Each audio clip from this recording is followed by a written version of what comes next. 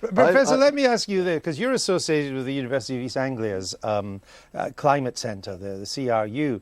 What do you make of these emails that have suddenly come out that have appeared, which the UEA tried to stop being published, in which one of your colleagues talks about using a trick to hide the decline, and then asks another of his colleagues to delete emails to Michael Mann, who is the great global warming supporter in the United States?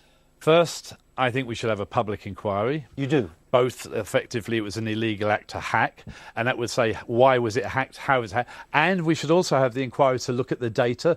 I think there's no evidence any data has been destroyed. At the moment, all the data has not been issued to the world. You don't think these emails were deleted? I would like to see the public inquiry look into that very carefully. Can I just ask, because I'm slightly puzzled, since it's clear that national security is not at stake here, and that I suppose we, the British taxpayer, fund the University of East Anglia's climate work. Why wouldn't all this information, all of its data, be made public just as a matter of course? Very simple. The data is actually owned by the national meteorological services all around the world. And in fact, the university has asked all of these national services, can we allow their data to be given out to the world? So we've already asked for it under the Freedom of Information Act, and hopefully But the UEA was trying to avoid the Freedom of Information Act. Some of these exchanges said, don't tell them there's an FOI around. And your side of the argument is asking us, the taxpayer across the globe, to make massive changes in our lifestyle, and yet massive changes in the way things are done. Now, you may be right, but surely you have an obligation to make all the data available. Agreed, and we need to make the data. But you haven't. Because we haven't been allowed to, because we don't own the data. It's owned by the national. But the point is independently. That sounds like even if you put all of that data aside, we have two major data sets in the United States by NASA and NOAA.